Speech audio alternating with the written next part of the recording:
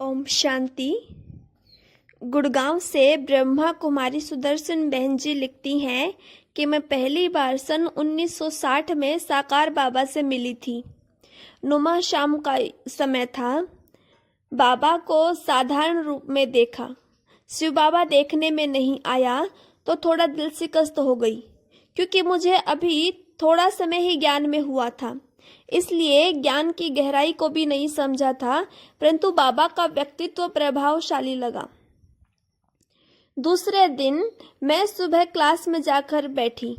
थोड़े समय के बाद बाबा आकर गद्दी पर बैठे तो बाबा ने एक एक को दृष्टि दे निहाल किया। जब मेरे पर दृष्टि पड़ी तो 1 सेकंड में बाबा के मस्तक पर लाइट का गोला दिखाई दिया और वहां से साकार बाबा गायब हो गए। वहां पर सिर्फ अति सुंदर लाइट ही लाइट दिखाई दे रही थी। अब तो मेरे नयनों से प्रेम के आंसू बहने लगे।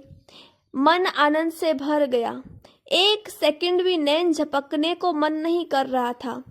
यही इच्छा थी कि शिव बाबा को देखती रहूं और उनके स्नेह का अनुभव करती रहूं।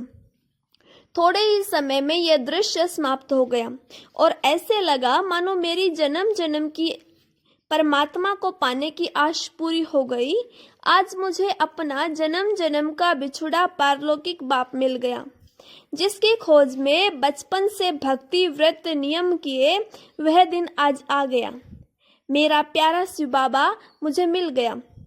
बाबा ने मुझे बहुत सारे संबंधों का अनुभव कराया। मुझे सेकंड में निश्चय हो गया कि सत्य ज्ञान है तो यही है। इससे ऊंचा ज्ञान और कोई हो ही नहीं सकता। जीवन है तो यही है। प्रभु प्राप्ति का और कोई रास्ता है ही नहीं। भक्ति में मैंने सुख सागर पढ़ा था, जिसमें वर्णन आता है कि श्री कृष्ण के साथ गोप गोपियां झूला झूलती थी। तो मेरे मन में भी आता था कि काश मैं भी गोपी होती। जानी जाननहार बाबा ने मुझे यह भी अनुभव करा दिया। अचानक बाबा ने एक दिन कहा, चलो बच्ची, बाबा मम्मा के साथ झूला झूलो। मैं तो बहुत खुश हो गई और जाकर झूले में बाबा के साथ बैठ गई। ऐसा लगा कि मैं श्री कृष्ण के साथ झूला झूल रही हूँ और उसी में मगन हो गई।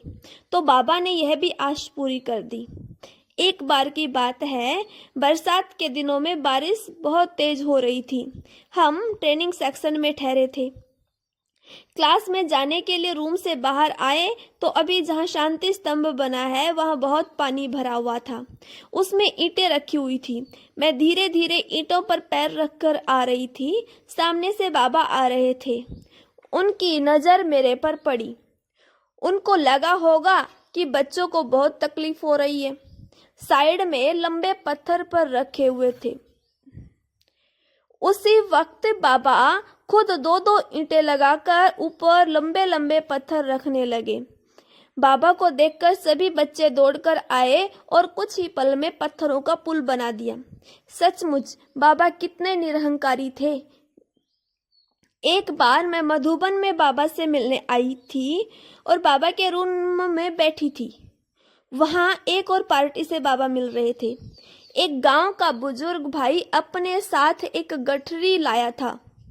उसमें और छोटी छोटी गठरियां थी।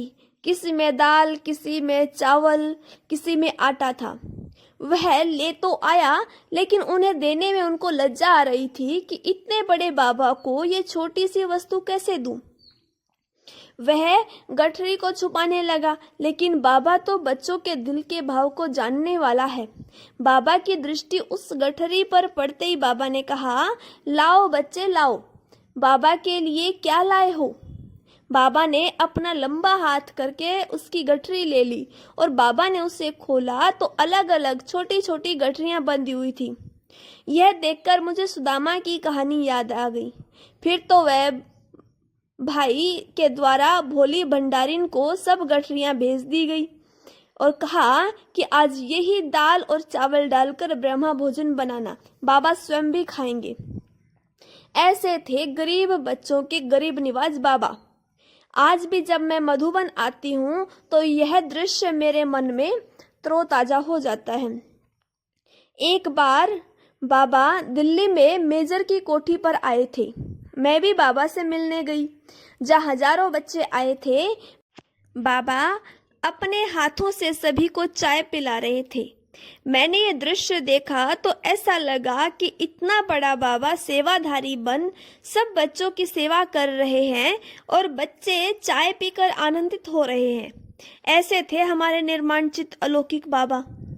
मैंने भी एक सेकंड में अपने जीवन का फैसला कर लिया और बाबा के आगे समर्पित होकर ईश्वरीय सेवा में लग गई। वो दिन और आज का दिन, कई विकट परिस्थितियां आई, कितनी ही लौकिक परीक्षाएं आई, लेकिन मेरा निश्चय अटूट रहा। जिस दिन बाबा के घर में कदम रखा तो प्रण किया कि बाबा के घर से अर्थी ही निकलेगी। एक बार मेरी परीक्षा लेने के लिए एक व्यक्ति आया जिसको कई सिद्धियां प्राप्त थी। मैंने उसे म्यूजियम समझाया और ज्ञान सुनाया, लेकिन उसने मेरे से कोई बात नहीं की। जाते वक्त एक भाई को बोला कि अगर यह कुछ दिन अपने घर में जाकर रहे तो मैं इसे ऐसी सीढ़ी चढ़ाऊंगा जो यह ज्ञान की सीढ़ी भूल जाएगी और मेरी सीढ़ी इससे ऊंची होगी। यह बात मेरे कानों में पड़ी तो मैं तुरंत उसके पास गई और जवाब दिया कि मैं उस ज्ञान योग की सीढ़ी पर चढ़ चुकी हूँ जो स्वयं भगवान ने दी है। इससे ऊंची और कोई सीढ़ी और है ही नहीं। ऐसी दृढ़ता और निश्चय देखकर वह वहां से चुपचाप चला गया। यह अनुभव यहीं पर समाप्त होता है, बाकी दूसरा अनुभव कल सुनेंगे। ऐसे ही रोज प्रेरणादायी अनुभव सुनने के लिए प्लीज चैनल को लाइक, सब्सक्राइब और शेयर करें। ओम शांति।